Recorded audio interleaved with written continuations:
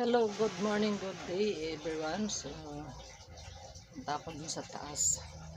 My video for today is tinawagan ako ng matanda kasi magpapalinis daw siya. So, akitin natin dun sa bahay niya guys. Kukuhanan ko lahat ng aming mga detalye. So, adyan lang kayo guys kay aakitin ko yung matanda. Alam niyo na kung sino kasama ko dito. So,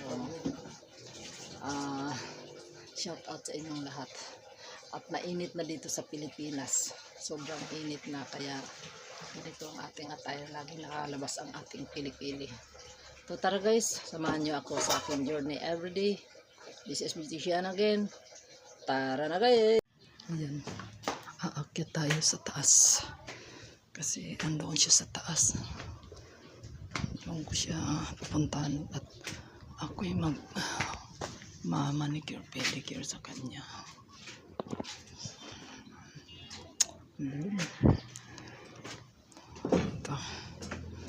Ito yung kanyang hideout.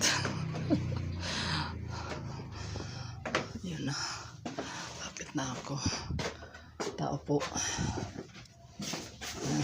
Ito yun. Asan ka na?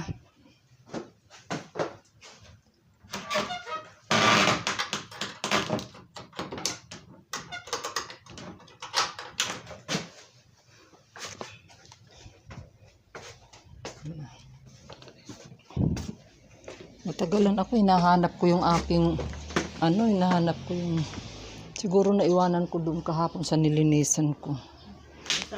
In mo ko naman sila interesado. Ha? Hindi na sila interesado, okay lang. Dito ba sa mababa o dito sa... Long life, now we feeling it again. Better hold tight, we on this ride that never ends. Going all night, can you feel this energy? This is where we're meant to be. Yun na lang upuan ko. Ang nagsasabi ng kanyang upuling magtabi. May pera para sa gawin ng Panginoon. May limon. Nagkasuwat sa mga posibilidad ng plano.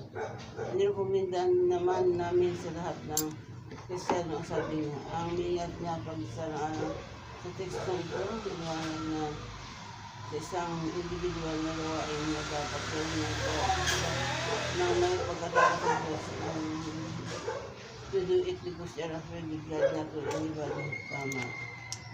Ito yan. Kung gawin ang bawat Adventist ang ginagawa ni Rhodes, ang kabang yaman ng Panginoon ay mapupuno ng mga kayamanan at pang-asuro kung gawin nila ang pagkakalay. Hindi mapupuno ng kaso. Ha? Ayan pa, paikot yung pa. Ayan.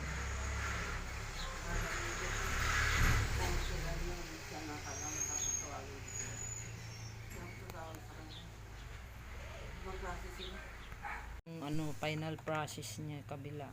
Ayan. Diba? Malinis na siya. Ito kabila hindi pa nalinisan.